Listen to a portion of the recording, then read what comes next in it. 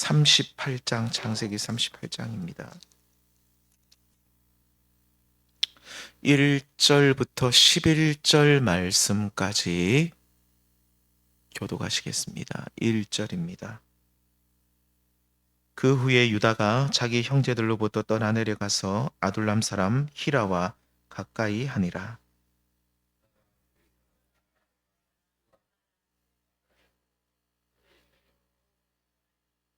그가 임신하여 아들을 낳음에 유다가 그의 이름을 엘이라 하니라.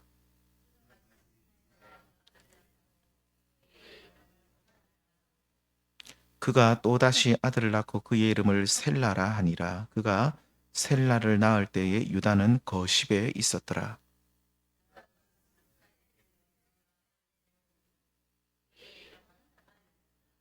유다의 장자 엘이 여호와 보시기에 악함으로 여호와께서 그를 죽이신지라.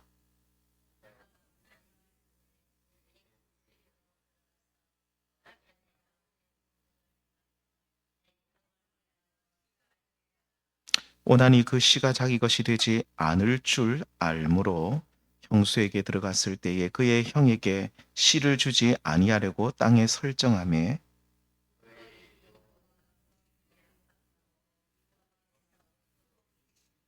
하겠습니다. 유다가 그의 며느리 다말에게 이르되 수절하고 내 아버지 집에 있어 내 아들 셀라가 장성하기를 기다리라 하니 셀라도 그 형들 같이 죽을까 염려함이라.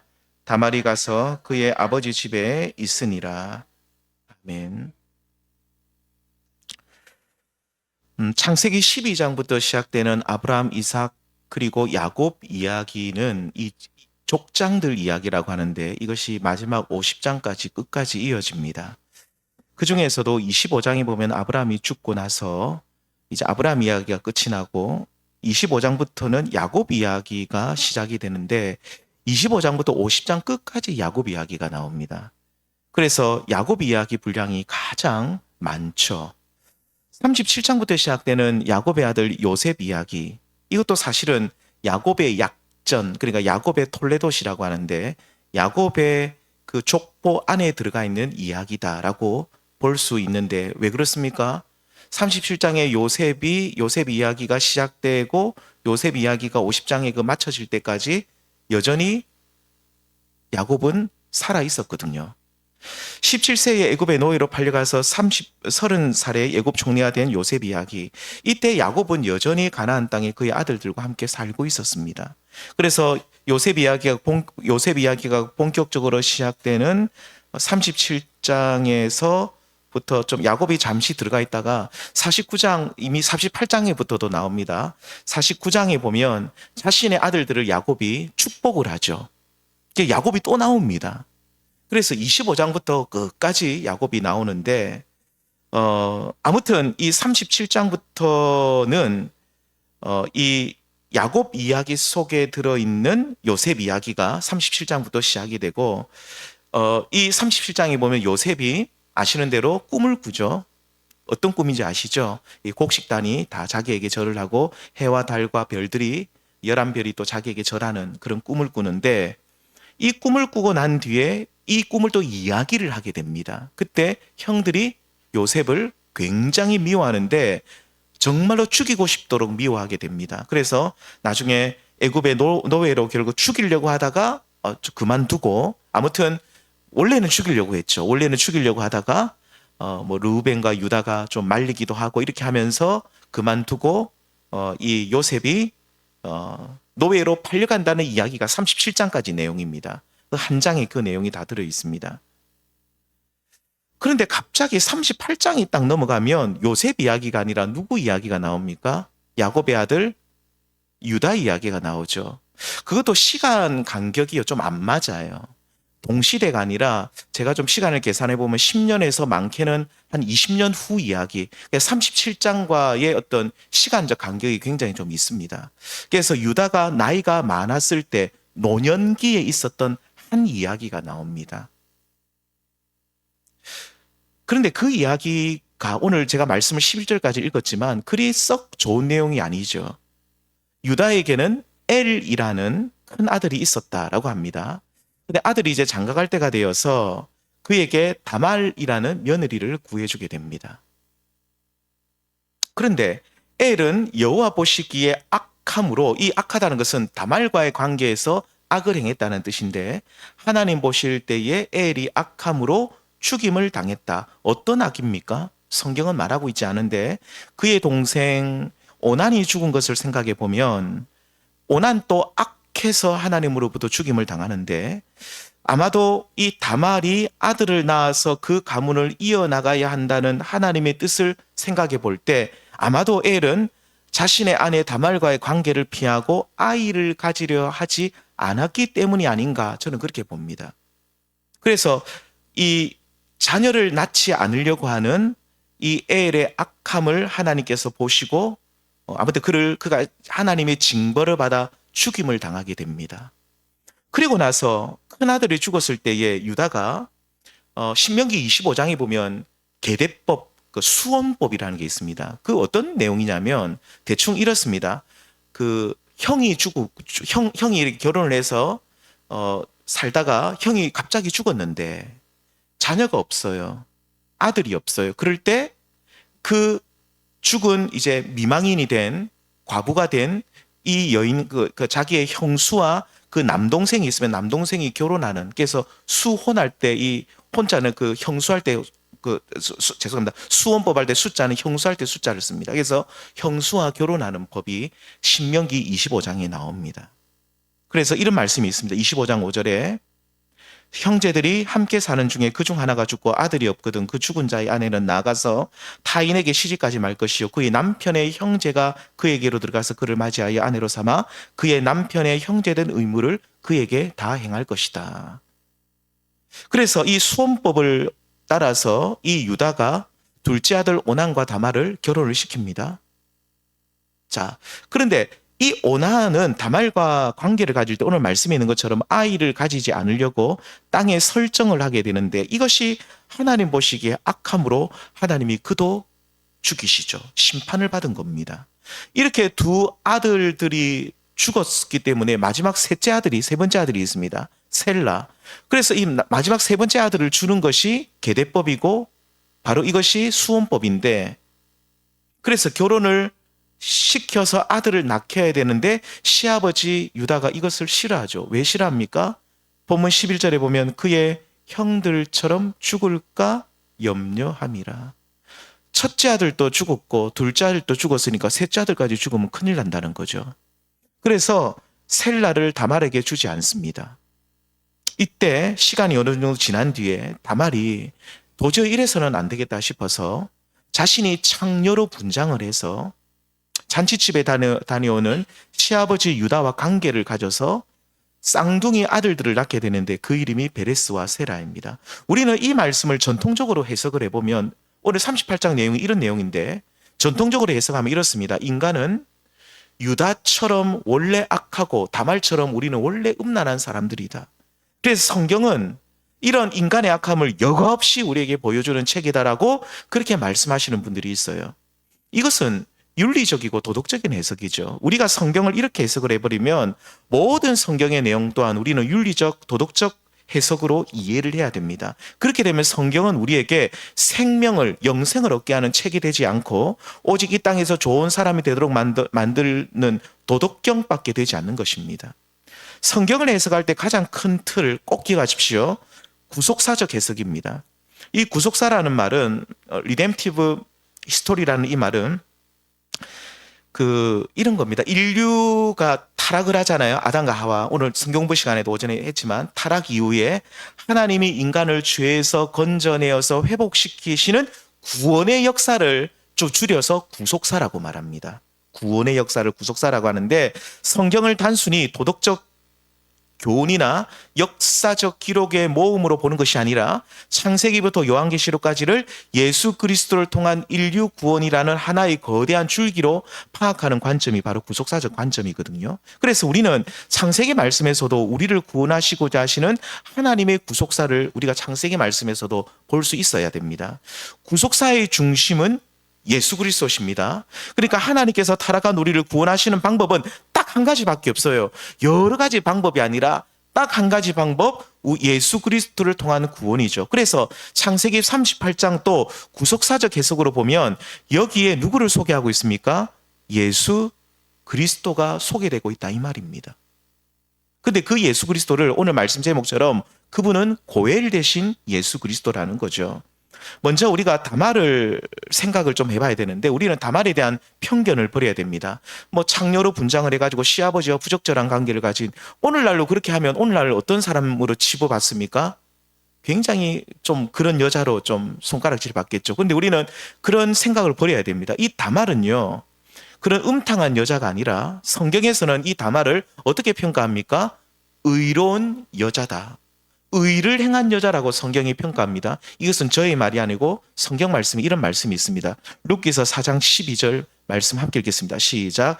여호와께서 이 젊은 여자로 말미암아 내게 상속자를 주사 내 집이 다말이 유다에게 낳아준 베레스의 집과 같게 하시기를 원하노라 하니라. 자, 이 룻기서 마지막 부분 4장에 보면 성중 안에 있던 베들레헴의 많은 사람들이 이 보아스를 통해서 아들을 룻이 낳았어요. 아들을 딱 낳은 룻을 보면서 막 룻을 칭송을 하는 그 내용입니다. 막 룻을 저주하는 내용이 아니라요. 룻을 칭송을 해요. 정말로 룻이 이 여자 참 하나님께 복받은 여자라고 칭송을 하는데 누구와 같은 사람, 누구와 같게 되기를 원한다고 말합니까? 다말이 유다에게 낳아준 베레스의 집과 같게 되기를 원한다. 한마디로 이 룻을 보면서 룻 너는 다말처럼 정말로 훌륭한 여자고 그렇게 너도 다말처럼 훌륭한 여인이 되기 원한다라는 그런 축복입니다. 이게 저주의 말이 아닙니다. 에이 다말처럼 되라. 이거 저주의 말이 아니라 네 다말처럼 되라. 이 말은 정말로 축복의 말입니다. 뭐 우리로 지금 따지면 좀 씩씩한 아이들 보면 네 이순신 장군처럼 되라. 이게 칭찬이잖아요. 네 뭐 깡패처럼 되라, 네 건달 되라. 이거는 저주잖아요. 그런 말이 아니라 이 다말처럼 되라는 말은 이순신 장군처럼 되라는 아니 훌륭한 위인처럼 되라는 굉장한 칭송입니다. 이 말은 아무나한테 쓰는 말이 아닙니다. 이 룻과 같은 현숙한 여인에게 칭송을 할 때 다말과 같은 여인이라 그러고 네가 앞으로 다말과 같은 그런 삶을 살 것을 축복하고 있는 것이죠. 그러니까 성경은요, 다말을 하나님의 복을 받은 여인, 의로운 여인으로 소개하고 있기 때문에 우리가 이 창세기 38장 말씀에 나온 다말을 그냥 도덕적으로만 판단해서 시아버지와 관계를 가진 부정한 여인으로 보아서는 결코 안 된다는 이 뜻입니다. 그리고 무엇보다도 마태복음 1장에 보시면 다말 이름이 나옵니다. 예수님의 족보 속에. 거의 다 남자 이름만 나오는데 마태복음 1장 3절에 유다는 다말에게서 이래 나옵니다. 다말 이름이 먼저 나와요. 유다는 다말에게서 베레스와 세라를 낳았다. 다말이 다윗의 증조 할머니가 되거든요. 족보벌로 보면 마태복음 보면. 그리고 아시는 대로 이 유다 지파의 가문에서 훗날 창세기 3장 15절에서 예언하고 있는 여자의 후손으로서 예수님이 태어나십니다. 그러니까 38장에 나온 다말 이야기는 여자의 후손으로 이 땅에 오신 예수 그리스도 구속주가 되시는 예수 그리스도를 창세기 38장에서 미리 소개하고 있다 이 말입니다. 성경에서 구속 혹은 구원이라는 말 좀 어려운 말입니다. 구원, 구속 같은 말로 보시면 되는데 구속이나 구원 같은 말입니다. 이 구속, 구원이라는 말을 신약 성경과 구약 성경에서는 조금 다르게 의미를 쓰고 있습니다. 신약 성경에서는 구원, 구속이라는 말을 거의 어떻게 사용합니까? 쉽게 말씀드리면 노예에서 해방시켜준다는 의미로 쓰고 있습니다. 그래서 우리가 구원받는다는 것이 어디서 구원받는 겁니까? 죄의 노예에서 구원을 받고 죽음의 매임에서 우리가 자유함을 얻고 세상의 노예된 우리가 그리스도 안에서 건져냄을 받아 우리가 하나님의 자녀가 되는 것. 이렇게 노예에서 해방시켜준다는 의미가 신약 성경의 구원, 구속이라는 뜻이고 자 그런데요. 구약 성경에서는 이 구원과 구속이라는 말을 고엘이라는 말로 표현을 합니다. 고엘이라는 말을 이야기해서 다시 룻기서를 잠시만 제가 설명을 안 드릴 수가 없는데 룻기서 이야기를 또 잠시 드리면 이 사사시대 때 이야기죠. 이 사사시대 때 사사들이 치레하던 때에 엘리멜렉과 나오미 집안에 두 아들이 태어납니다. 말론과 기론이라는 두 아들이 태어나고, 이들은 그 기근을 피해 베들레헴의 자신들의 고향이 이스라엘 베들레헴인데 베들레헴의 기근을 피해 가지고 저기 모압 땅으로 가서 거기서 모압 여인 오르바와 그리고 룻이라는 두 자부를 맞이하죠. 그런데 이 모압 땅에서 남자들이 다 죽습니다. 졸지에 여인들이 전부 다 과부가 됩니다. 나오미의 남편 시아버지죠. 엘리멜렉도 죽고, 그리고 말론과 기련 두 아들도 무슨 일인지 몰라도 두 아들이 다 죽어버립니다. 그러면 그 집안의 모든 여인들이, 나오미도 과부요, 그렇죠, 오르바도 과부요, 룻도 과부입니다. 이 여인들 세 사람이 모압 땅에서 먹고 살 것이 없으니까 우리가 베들레헴으로 다시 돌아가자 그럽니다. 이때 오르바는, 나는 어머니 따라 안 가겠습니다. 저는 제 갈 길 가겠습니다. 오르바는 재혼을 했을까요? 하지 않았을까요? 저도 모르겠습니다. 그런데 아마 하지 않았을까 싶습니다. 어머니, 저는 어머니와 같이 가기 싫습니다. 뭐 재혼을 하든지 나 혼자 먹고 살든지, 나는 어머니 모시기 싫습니다. 근데 룻은 어떻게 합니까? 어머니의 하나님이 나의 하나님이요 라고 하면서 이 룻이 어머니를 따라갑니다. 근데 이 어머니를 따라간다는 것을 단순히 시어머니를 잘 복양한다 이래 보시면 안 되고, 룻이 하나님을 따라간다라는 말씀으로 우리는 이것을 해석해야 되는데, 아무튼 이 룻이 나오미와 함께 이 두 가부가 베들레헴에 왔더니 완전히 거지입니다. 아무것도 없어요. 이때 누구를 만납니까? 나이 많은 할아버지 보아스를 만납니다. 보아스는 나이가 많습니다. 이 보아스를 만나는데, 이 보아스가 룻 집안의, 그러니까 나오미 집안의 고엘입니다. 이 고엘을 우리 한글 성경에서는 기업 물을 자라고, 물러준다는 말 알죠? 기업을 되찾아준다. 기업 물을 자라는 말을 씁니다. 기업 물을 자 고엘이 누구냐면 이 보아스가 고엘입니다. 근데 고엘 순이 2순위입니다. 고엘 순위, 2순위. 그 주공 아파트도 보니까 1순위, 2순위, 3순위 막 있대요. 순위가 왜 그래 안 빠지는지 모르겠습니다. 우리 형이 큰일 났습니다. 이거 자꾸 빠져야 되는데 한 번 들어가면 나갈 생각을 안 합니다. 이게 순환 아파트가 아니라 정치 아파트입니다. 이거 그냥 순환이 안 돼요. 그런데 아무튼 나오미 집안에 고엘 1순위 사람이 있었어요. 그러니까 룻의 기업 물을 자가 되는 1순위 가까운 친척이 있었는데, 보통 친척입니다. 근데 이 1순위 하는 사람이, 나는 기업 물을 자의 의무를 하지 않겠다. 자기가 거절을 해요. 나는 나오미 저 여자하고 룻, 우리 집안에 가까운 친족이지만, 나는 기업 물을 자의 의무를 행할 여력도 안 되고 힘도 없고 나는 못 하겠다. 이랬어요. 2번이 누굽니까? 2순위가 누굽니까? 보아스가 2번입니다. 순번 2번입니다. 1번이 안 한다고 해야지 자기가 순번이 돌아오는 겁니다. 2번인 자기가, 그러면 내가 기업 물을 자의 의무를 다하겠다 해가지고 룻과 결혼을 해가지고 오벳이라는 아들을 낳아줍니다. 이때 사람들이 나오미와 룻을 향해서 감격하고 이렇게 칭찬을 하죠. 함께 14절 말씀 읽겠습니다. 여인들이 나오미에게 이르되 찬송할지로다, 여호와께서 오늘 내게 기업 물을 자가 없게 하지 아니하셨도다. 그러니까 기업 물을 자가 있단 말입니까? 없단 말입니까? 있단 말. 없게 하지 아니하셨다. 이중부정이죠. 기업 물을 자를 하나님이 너에게 주셨다. 얼마나 감사하냐 이 말입니다. 하나님을 찬송하리로다. 그 기업 물을 자가 누굽니까? 보아스죠. 이 아이의 이름이 이스라엘 중에 유명하게 되기를 원하노라. 이렇게 막 칭송을, 그리고 이 나오미와 룻을 이 온 베들레헴 사람들이 축복을 하고 있는 것을 보게 되죠. 이 보아스가 기업 물을 자, 이 기업 물을 자가 히브리어로 고엘입니다. 룻에게 있어서 보아스는 고엘, 기업 물을 자 도로 다 찾아준다는 뜻인데, 고엘은 보통 가까운 친족이 일반적으로 됩니다. 그래서 룻에게 있어서는 기업 물을 자가 1번이 있는데 1번은 누군지도 모르겠고, 아무튼 보아스가 기업 물을 자가 되었는데, 고엘은 보통 이렇습니다. 가장 가까운 친족이니까 큰아버지가 살아있으면 큰아버지, 작은아버지, 직계계통이라서 그렇게 고엘이 되는 거죠. 자, 창세기 38장에 보면 첫째 아들 엘이 죽었습니다. 수원법에 따라서 동생 오난이 기업 물을 자 고엘이 된 거예요.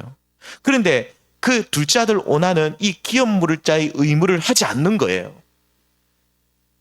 생명을 이어줘야 되는데 이 기업 물을 자의 의무를 하지 않는 거예요. 그래서 그것이 하나님 보시기에 악을 범한 것이었고 그래서 죽임을 당합니다. 그런데 고엘은 결혼해서 자녀만 생산해 주는 것이 아니라 대만 이어주는 것이 아니라 그 집안의 모든 경제적인 부분까지 다 책임지고 회복시켜 줘야 됩니다. 룻기서에서 보아스가 룻과 결혼하여서 이 아들을만 낳게 줬던 것이 아니라 나오미 집안의 모든 전답을 다 찾아주고 경제적인 회복까지 그렇게 회복까지 시켜줬던 것을 우리는 기억하고 있을 것입니다. 그러므로 창세기 38장에서요. 다말과 유다의 관계는 기업 물을 자 지금 고해를 말씀하고 있는 거예요. 다말에게 있어서 유다는 뭐가 됩니까? 유다가 자기에게 기업 물을 자 고엘이 되는 겁니다. 그녀는 지금 이 여자의 후손을 낳아야 돼요. 자기가 여자잖아요. 자기가 지금 후손을 낳아야 돼요. 그래서 이 구속사가 유다 지파에서 그리스도가 오시기 때문에 구속사가 끊어지지 않도록 그녀의 몸에서 다말의 몸에서 여자의 후손, 창세기 3장 15절에 나오는 여자의 후손, 이 그 뱀의 후손의 발꿈치를 상하게 할 여자의 후손, 유다의 후손을 낳아야 하는데 유다는 자신의 막내 아들 셀라를 딱 숨겨버렸죠. 주지 않는 거예요. 유다 또한 그 의무를 다하지 않고 있는 그런 상황이었습니다. 이때 그녀는 천국은 침노하는 자인 것처럼 침노하는 자의 것이 되는 것처럼 창녀로 변장을 해가지고 유다와 관계를 가지고 유다를 통해서 아들들을 낳음으로써 구속사가 끊어지지 않고 그리스도의 씨가 끊어지지 않고 계속 이어지게 되었다 이 말입니다. 이렇게 다말이 구속사에 있어서 중요한 역할을 했기 때문에 그녀는 의로운 여인, 복된 여인이 되었다 이 말입니다. 그녀가 만일 고대 근동의 전통에 따라서 수절을 했다면 어떻게 되겠습니까? 구속사가 끊어지게 될 위험에 놓이게 되었을 것입니다. 그리스도는 유다 지파를 통해서 나게 되어 있는데 그녀가 그것을 알았는지 몰랐는지 이것은 저도 잘 모르겠습니다. 불확실하지만 그녀는 우리의 기업 물을 자가 되시는 고엘이 되시는 예수 그리스도의 나심을 위해서 그녀는 자신을 희생하며 심지어 가늠한 여인이라고 화형에 처해질 수도 있는 위험한 상황에서도 과감하게 천국을 향해 침노했고 그녀는 유다를 통해서 베레스와 세라를 출산하여서 베레스는 헤스론을 낳으면서 구속사가 계속 이어지게 됐다 이 말이죠. 마귀는요. 창세기 3장 15절 말씀을 기억하고 있고 여자의 후손이 다말을 끝으로 유다를 끝으로 딱 끊어지기를 바라고 있었어요. 유다의 아들 엘과 오나는 이런 마귀의 유혹을 받았습니다. 그리고 다말을 통해서 자녀를 생산하는 일을 하지 않았고 아니 일부러 거절했죠. 그래서 어떻게 보면 이 엘과 오나는 마귀 짓을 한 겁니다. 마귀의 유혹을 받았고 그 마귀의 뜻을 따라서 자기 순종했던 거예요. 마귀에게 순종했던 사람들이 어떻게 보면 엘과 오난이죠. 그게 하나님의 심판을 받습니다. 이로 인해서 하나님의 심판을 이 아들들이 받았는데 다말은 이런 과정을 다 지켜보면서 이 엘과 오난이 죽임당하는 것을 하나님 앞에 의무를 다하지 않고 기업 물을 자의 의무를 다하지 않고 죽어가는 것을 보면서 하나님께서는 반드시 유다가 기업 물을 자가 되어서 생명을 잉태케 해야 된다는 사실을 다말은 깨닫게 되었습니다. 그리스도의 씨가 여기서 멈춰버리면 구속사가 멈춰지기 때문에 그녀는 자신의 생명을 아까워하지 않았고 유다와 관계를 가져서 아들을 낳아서 구속사를 이어나가게 되었고 그리고 중요한 것은 마귀의 전략 전술이 여기서 완전히 무너지게 된 것이죠. 마귀는 엘과 오난을 유혹했습니다. 여자의 후손을 통해서 자녀를 낳지 마라. 네가 유다 지파지 않느냐. 그리스도께서 유다 지파를 통해서 오시는데 너희들을 통해서 아들이 태어나면 이 구속사가 계속 이어지기 때문에 끊어라. 여기서 끝내라. 다말이라는 여자와 관계를 가지지 말아라. 어떤 일이 있어도 씨를 주지 말아라. 그래서 이 엘과 오나는 이런 마귀의 어떤 계략에 넘어가서 그들은 결국 하나님의 심판으로 하나님께서 제거해 주시고 이 다말이 유다와 관계를 통해서 다시 씨를 통해 다시 유다 지파의 자녀를 낳게 하셔서 그 속에서 그리스도를 예수가 태어나게 하셨다, 나게 하셨다는 것이죠. 자, 그렇다면 오늘 이 말씀을 우리는 어떻게 적용해 볼 수가 있을까요? 성도님들, 오늘 사탄 마귀는요, 오늘날 우리로 기업 물을 자가 되시는 고엘 되시는 예수 그리스도를 만나지 못하게 하여서 생명을 얻지 못하게 하고 있습니다. 예, 유다 시대 때나 지금이나 마귀의 전략은 똑같습니다. 뭡니까? 뭐가 똑같단 말입니까? 예수를 만나지 못하게 한다는 거예요. 고엘 대신 예수 그리스도. 너희들이 고엘을 만나지 마라. 그리스도를 만나지 마라. 고엘은 유다는 사실 그림자입니다. 유다를 통해서 이 나중에 그리스도께서 나시기 때문에 이 고엘은 이 기업 물을 자는 결국 우리가 예수 그리스도가 우리의 기업 물을 자가 되시는데 유다 시대 때나 지금이나 마귀의 전략은 똑같습니다. 너희는 고엘을 그리스도를 만나지 마라. 이러한 때에 우리는 의로운 여인 다말처럼 기업 물을 자가 되신 고엘 대신 예수 그리스도께로 나아가기를 힘써야 하는 줄 믿습니다.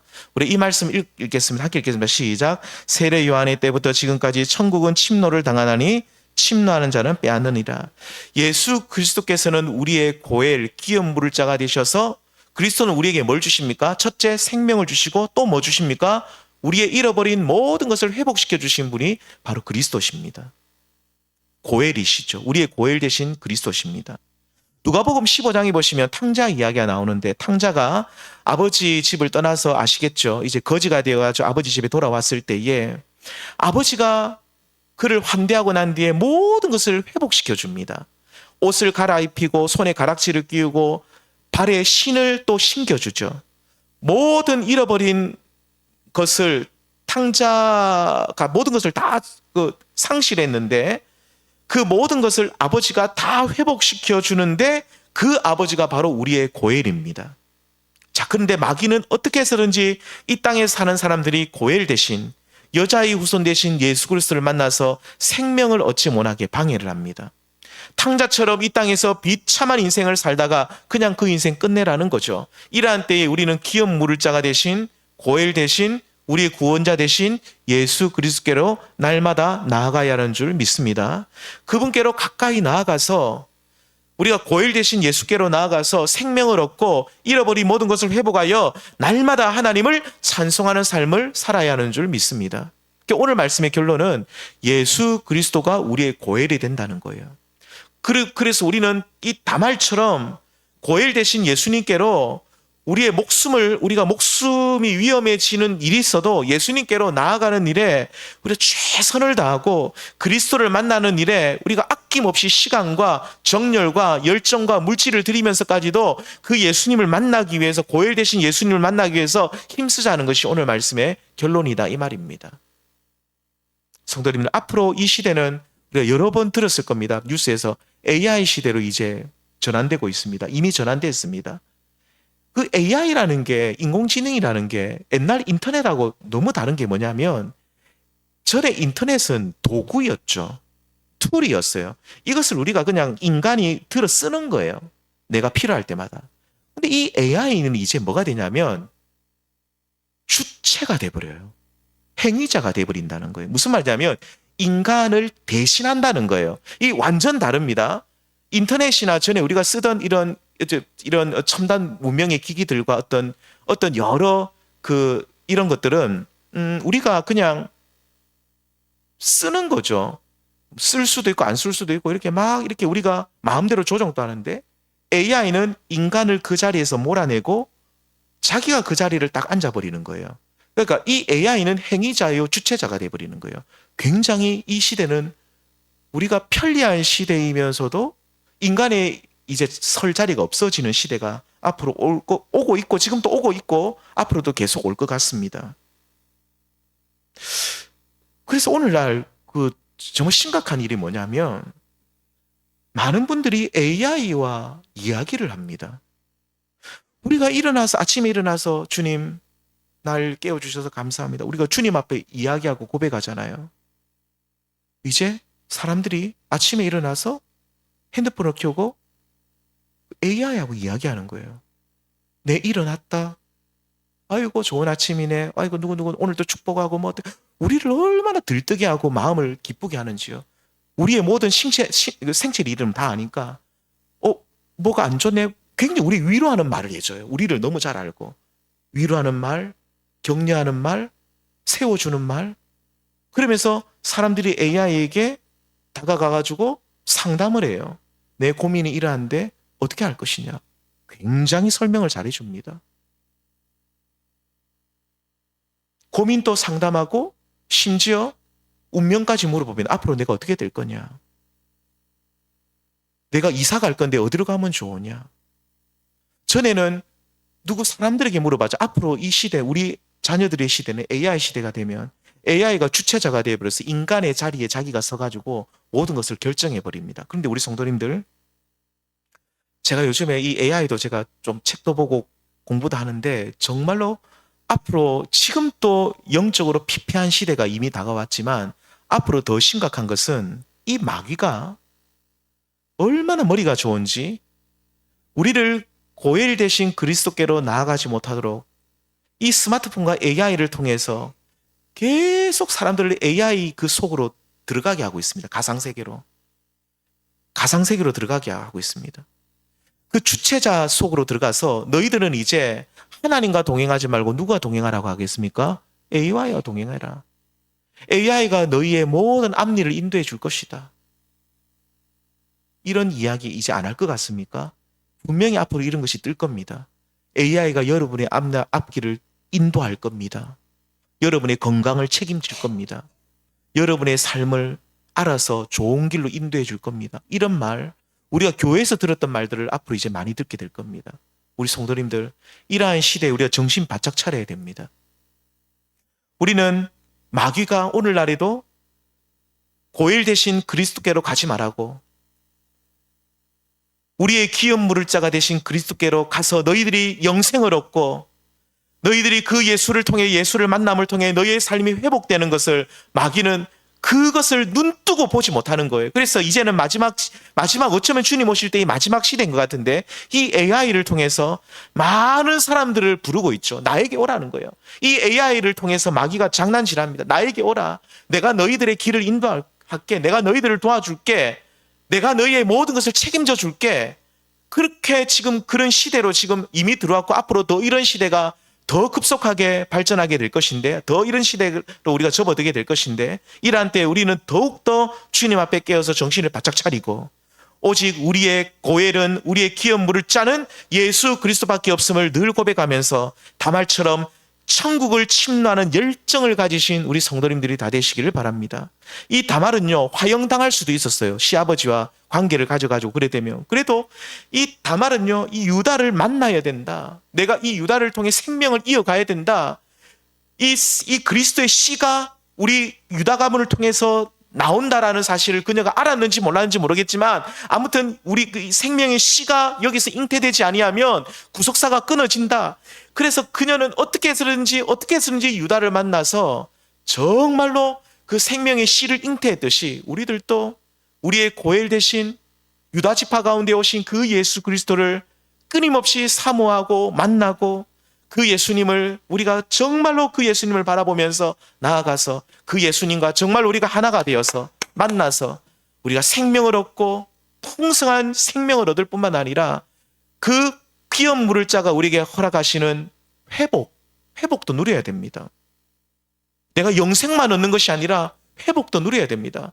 내 무너진 삶이 다시 세워지고 내 무너졌던 가정경제도 한번 다시 일어나고 내 무너졌던 내 모든 삶의 형편들이 더 나아질 뿐만 아니라 하나님이 주시는 회복과 축복을 우리는 고엘 대신 예수 그리스도를 통해서 누려야 된다는 것이죠. 우리가 앞으로 AI 시대가 되면 우리는 심각한 영적 피폐 가운데 놓여지게 될 수가 있습니다. 우리는 정신을 바짝 차리시고 이러한 때일수록 우리의 고엘, 우리의 기업 물을 짜는 예수 그리스도밖에 없습니다 라고 늘 고백하시면서 그 예수님께로 날마다 나아가셔서 영생을 얻으시고 우리의 삶이 회복되시는 그런 축복과 은혜를 누리시는 우리 모든 성도님들 되시기를, 다말과 같은 믿음의 열정을 가진 성도님들 되시기를 다시 한번 주님의 이름으로 축원드립니다. 기도하시겠습니다. 우리 합심해서 기도하시겠습니다.